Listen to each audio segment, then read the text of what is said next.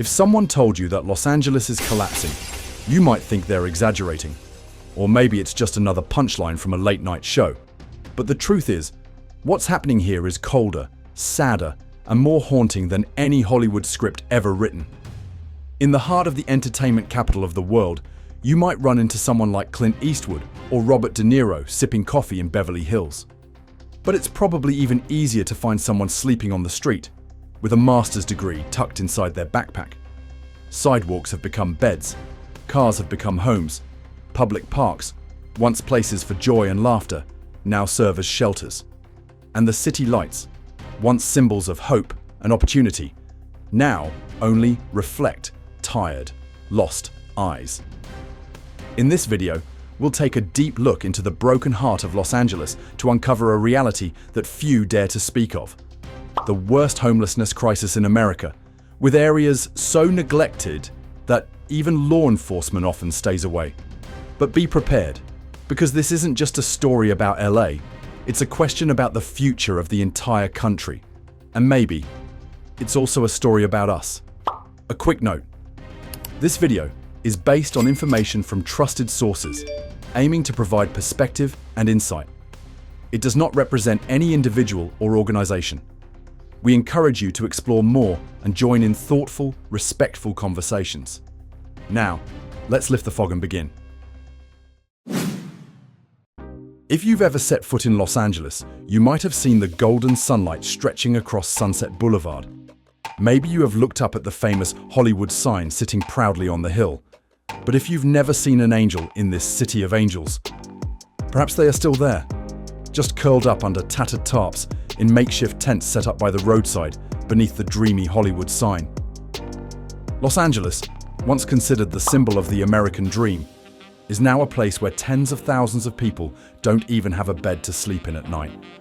Not in science fiction or fantasy films, but the harsh reality happening every day in the heart of America. If you've ever watched apocalyptic movies, you might have seen a part of Los Angeles today. Streets filled with trash, tents occupying the sidewalks, and people lying helplessly on the cold ground. People still call this place the film capital of America, or the land of dreams come true. But what is happening now seems like a dream that has shattered. When you see the long lines of tents smelling musty, when you have to avoid the used ones on the sidewalk, you will wonder, what dream is being continued here?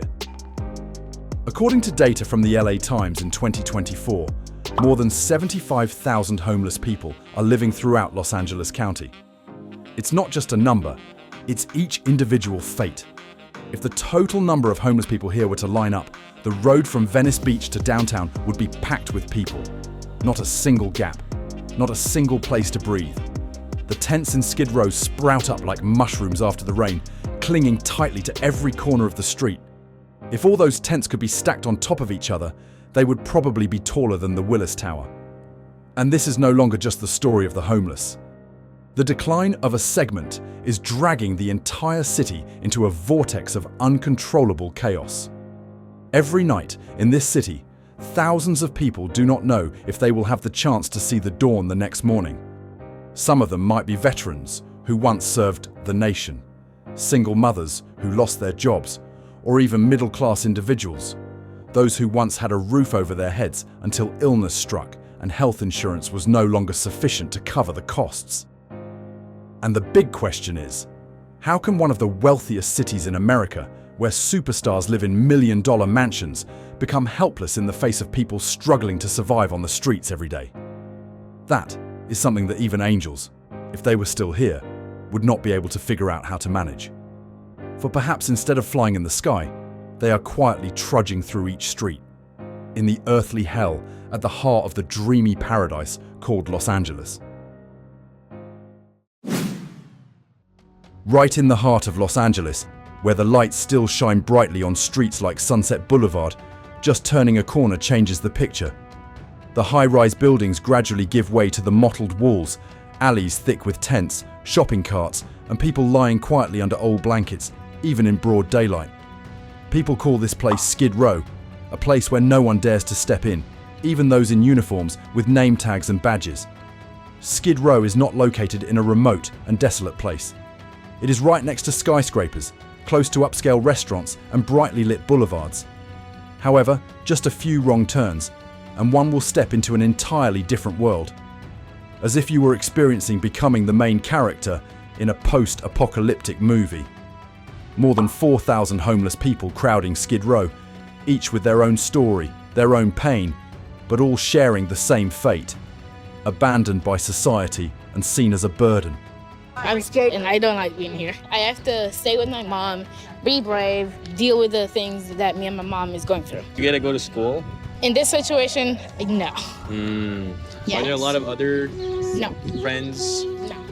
Imagine if that child were your own, having to grow up in an unhealthy environment, having to learn how to survive day by day instead of being nurtured with a complete childhood. No one deserves to live like that.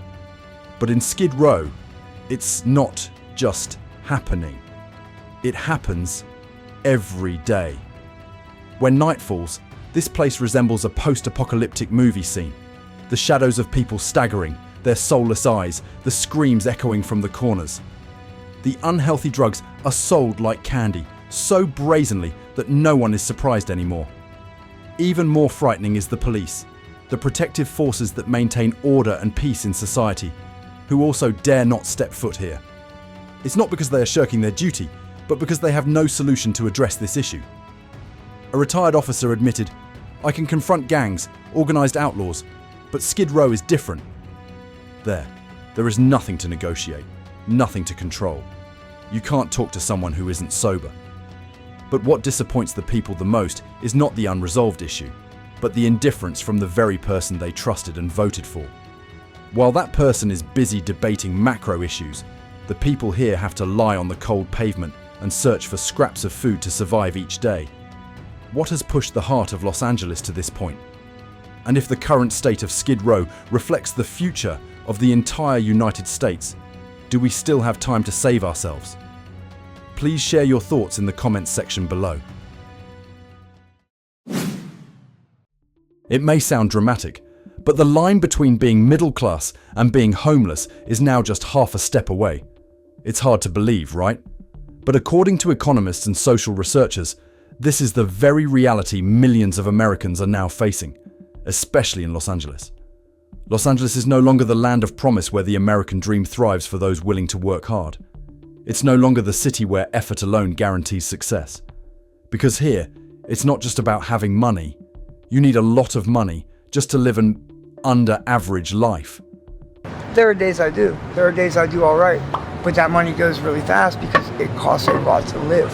It will make it so you are constantly just worried about what you need to survive because everything's being taken from you. The middle class, once the backbone of American society, is now slowly unraveling under skyrocketing living costs, stagnant wages, and a safety net that's falling apart. They were once the symbol of stability, owning homes, driving decent cars, saving money. But now, one gust of inflation and your entire savings could vanish overnight. In Beverly Hills, a rental house that already had a staggering price of $14,000 per month suddenly increased by an additional $6,000 overnight. An average house costs nearly $1 million, 2.5 times the national average. And if you want to rent an apartment to live in, then be prepared to pay $2,570 per month, as housing prices here are $1,200 higher than the national average. Food prices are skyrocketing uncontrollably. In the past 2 years, the prices of essential goods have increased by more than 30%. With such an increase, having a full meal is now a privilege, no longer a given.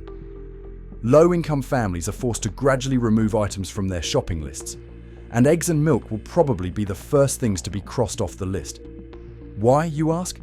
Simply because a dozen eggs, a staple food once present in every meal, now costs more than a large burger. And even though a fast burger might be cheaper than eggs, it still costs more than your hard-earned hourly wage. Not stopping there, the cuts to the SNAP program have caused over 41 million Americans to lose the food assistance they relied on. For many elderly or low-income workers, this is the last lifeline, and now it has been severed. That erosion is pushing the middle class further and further back. No longer able, to withstand. They become fragile in the face of the smallest financial upheavals. Just one bill, and you fall from what was once considered the stable boundary into an abyss where below lies the sidewalk. Homelessness, now, is no longer just an issue for the poor. It is a silent danger lurking even for those who once thought they would never have to face it. There is no strong safety net. There is no room in the household budget to cope when a crisis hits. We are living in a time when everything is becoming more expensive, except for the wages of both you and me. And the more painful question is, if our generation cannot even live stably in a city like Los Angeles, what will be left for the next generation, our children and grandchildren? When all the values of the American dream are being tested, are we allowing a generation to grow up with the feeling that no matter how hard they try, it won't be enough to survive? The welfare system was once seen as the last safety net for the vulnerable. But in Los Angeles today, it is fraying like an old spider web, unable to support anyone, nor thick enough to prevent them from falling to the bottom. In the heart of a city considered one of the wealthiest in America, housing, food, and healthcare assistance programs are operating beyond their designed capacity.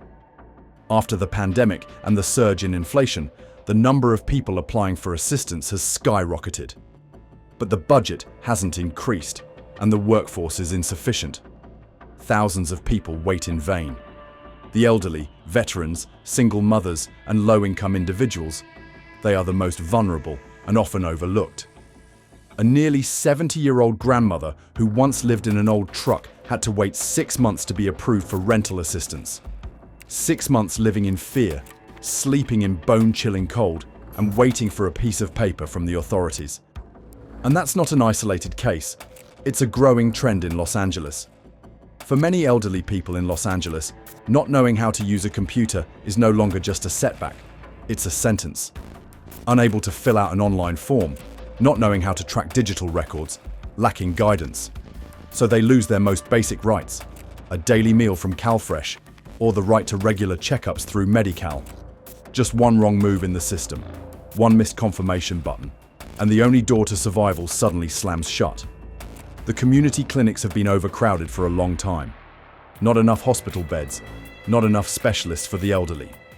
And even when it's their turn to be examined, the time is only enough to measure blood pressure, not enough to listen to them recount their pain after each cold night falls. And the psychological centers only prioritize emergency cases, while the silent bouts of sleepless nights and sighs in the dark are not considered emergencies. They need home visits, hands knocking on doors, and inquiries. But programs like that, in Skid Row or the outskirts of the city, are rarer than a nutritious meal. And so they struggle, try to eat less, try to slow down, try to endure one more day. But everyone eventually reaches a point where they can no longer endure. When that safety net is torn apart, they have no place to hold on. Unable to return to work, unable to call for help. They are trapped between loneliness and indifference. The pressing question arises: what happens to a society when the elderly have to choose between medicine and food, between medical appointments and paying the electricity bill? In Los Angeles, once painted as a bright dream, thousands of elderly people face that choice every day. What do you think about this issue?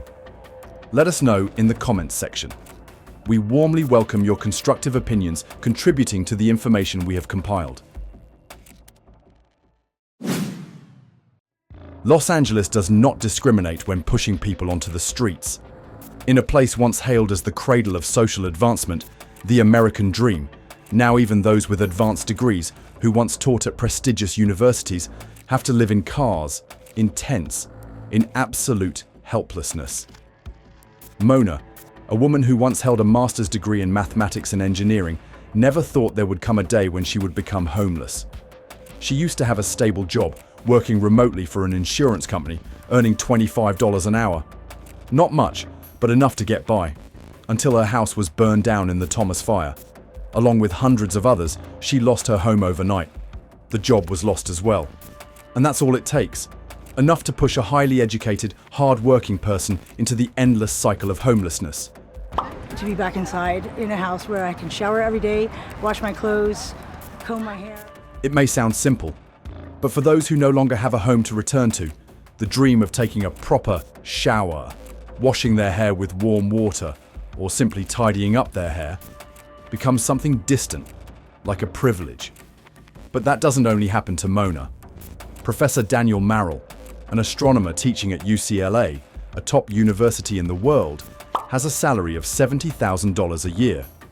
However, that is not enough for him to continue living in his apartment in Los Angeles. Rent prices skyrocketed and living costs became increasingly unbearable. Daniel had to leave his home, move in with friends far away, and was forced to teach online because he couldn't afford to commute regularly. When he requested a raise, he was denied.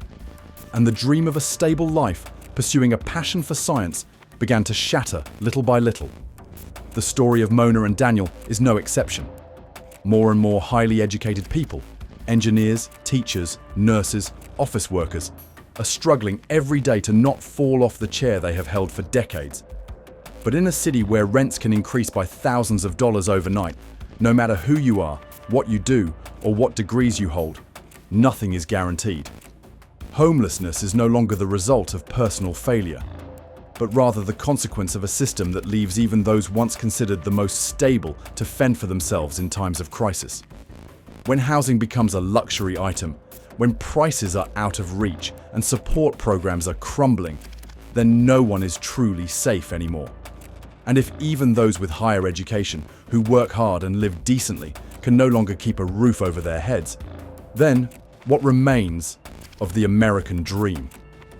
Is it still a dream? Or has it become a harsh test where only a few lucky people qualify to survive? Los Angeles, after all the shocks of the economy, housing prices, and social crises, is embarking on a challenging journey, rebuilding trust and life for tens of thousands of homeless people. The city government is not standing idly by.